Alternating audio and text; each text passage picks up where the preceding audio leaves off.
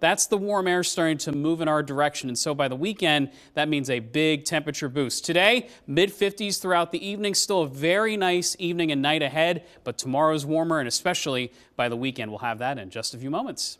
All right, Dan, don't go far, because we're going to turn from Dan Tomaso to Dan Tomaso, kind of, because this is a story about a social media hacking scam that has hit a lot of people, including our own Dan. It is a news story, which means our Seth Kaplan is part of it too. He joins us now with more. Hey, Seth. Hey, James, what's going on? Yeah, this is a common enough problem that there is a good chance you have seen it or know someone who has been hit. I hope it hasn't happened to you or doesn't happen in the future to you. It did happen to our Dan Tomaso. This is not Dan's station Facebook account. It's a personal one. He uses it to communicate with friends and family. A post that looked like it was from him said his dad had entered a care facility and they were selling a bunch of items, everything from a car to a dune buggy. None of which I've ever seen before, none of which I own, but there's my name next to this listing of items that's apparently for sale. And the post itself said, please DM me if you're interested. And here's a phone number to call too. Again, none of which associated with me. Yeah, DM means send the direct message over Facebook, right?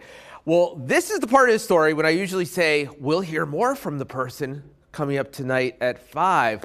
But why wait? We get to cheat this time, and we have the person here. Just walk right over. Yeah, absolutely. And so we'll just kind of continue this here, and although we will also have more tonight.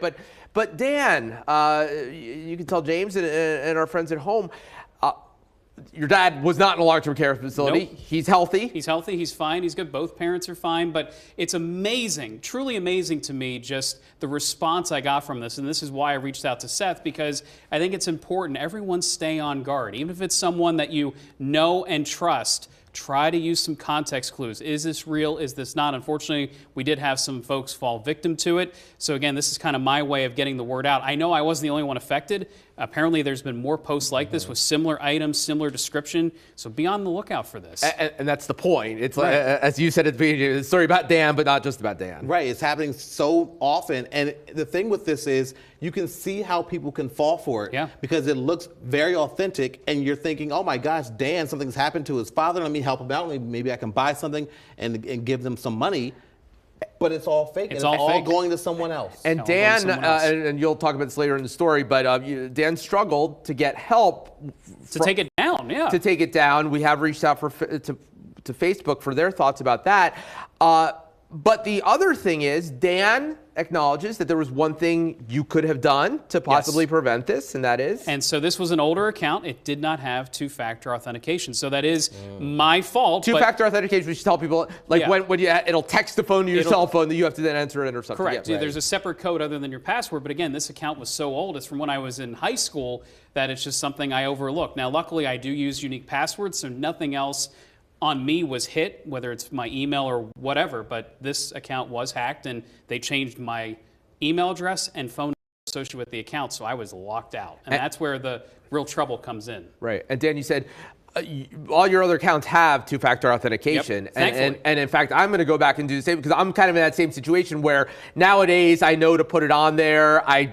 Sure, it's an extra step to get the code or click the thing, but it's well worth it. But I can't say for sure that all my accounts have it, and probably most of us can't say that for sure, even if we think we're being careful. Yep, absolutely a good lesson. You can see how people can fall for this and definitely do what you said, get that two-factor authentication.